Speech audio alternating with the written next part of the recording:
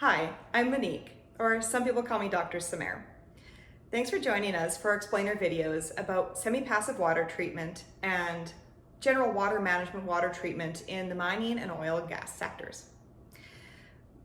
Given that we're isolated at home for COVID right now, I am bringing you this by whiteboard in my dining room right now. So I've never done a video before, I've never done anything like this, but I thought what a great chance to reach out during this isolation, share some information, and hopefully get some good conversations going. I was very happily surprised by the response we got on LinkedIn with all the different ideas that people put forward and getting a better idea of the what people would be interested in learning about. So I've taken all those ideas together, and I wanted to put this first video together to show you a little bit about what you could expect in coming forward in the coming weeks. So first thing is all the videos will be somewhere between 2 and 10 minutes. I don't have much of an attention span for something longer than that these days, or at least I wanted in breaks. So you could watch as many of the 2 to 10 minute ones that you want, or just watch one that you think is interesting. Also, as you'll see, I can talk a little bit fast, also, especially when I get talking about nerdy science stuff.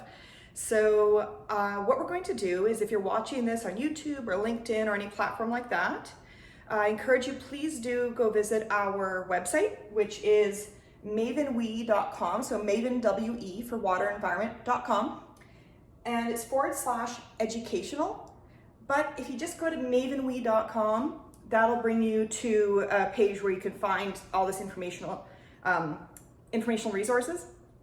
And so what we're going to have is this video clip, which right now we aren't even really editing them, so you'll get every and ah.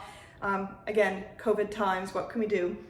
But as we do a few more of them, we'll start editing the videos, but all of them on the website will have not a transcript, but an accurate paraphrasing of what I was talking about, and along with references, so scientific references were appropriate, better explanations where I might have mumbled a bit, or I might have just blown over on some of the science. So more descriptions as needed, as well as good pictures and information. So anything you see me write up on the board, there'll be nice pictures of those in the educational resources also. So one of our core values is to celebrate uniqueness. And one of the things that I've recognized growing up is that there's many different ways to learn. And so this is one of the reasons why we're trying to make this information accessible to a wide range of people, where you can listen to the audio of this, watch the video, read what will be on the website, or review the figures, the chemistry, the references, as much detail as you want.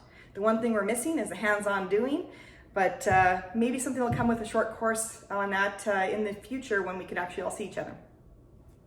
So quickly, some of the first topics we're going to be going over, just to list a few here, because I recognize not only is it probably hard to see on the video, but my handwriting is terrible.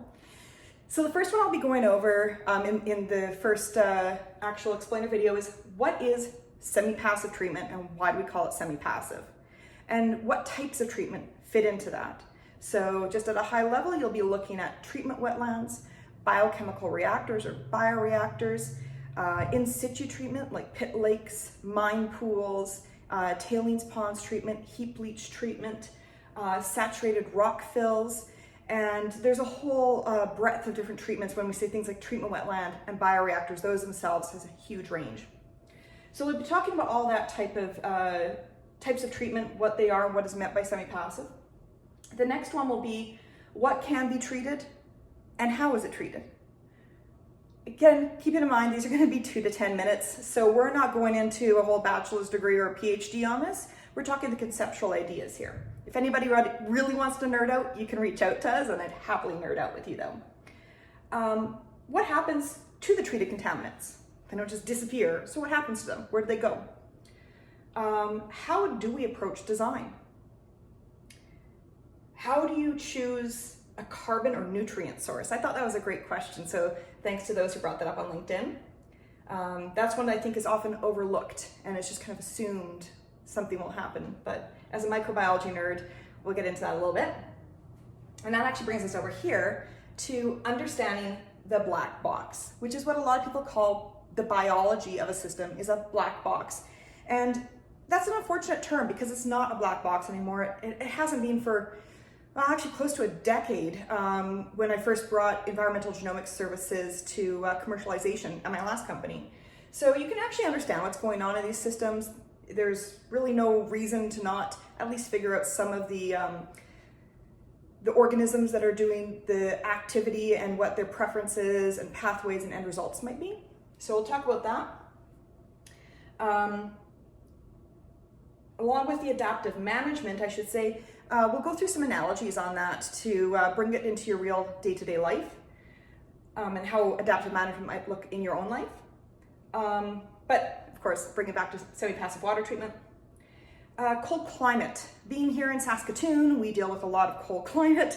I've worked throughout the Northwest Territories, the Yukon, but there's also cold climates in places that you may not think are cold. So for example, even if you look at West Virginia, well, you go up into the mountains there, they get snow, and freezing is freezing. So we have to keep in mind some of the universal concepts of cold and how they might apply to our situations in different locations. Source control. So, I mean, that's really kind of the holy grail, where if you can prevent the treatment rather than see, this is why I probably do need editing. If you can prevent the contamination rather than treating it, it's that old saying, an ounce of prevention is worth a pound of cure. So how do you go about controlling the source and preventing the contamination when you do have that possibility? And finally, I'll probably talk about selenium a little bit in all the sessions because it is my favorite element. I've worked with this thing for decades. Well, worked with it in the terms of water treatment and the cycling of it, what happens to it in reactors, the microbiology of it. So I'll probably tie selenium in a bit because it's one of my favorites. So is cyanide, but we're going to talk about all sorts of metals, metalloids, organics, nutrients, cyanides, naphthenic acids for the oil sands sector. So we'll have a taste of everything in there, of all the fun things to treat out of water. Thanks for joining us, and I managed to keep it under 10 minutes, so please do go visit our website where you can find out more information. You can see these actually written out, and you can sign up for updates when these videos come out. Thanks very much.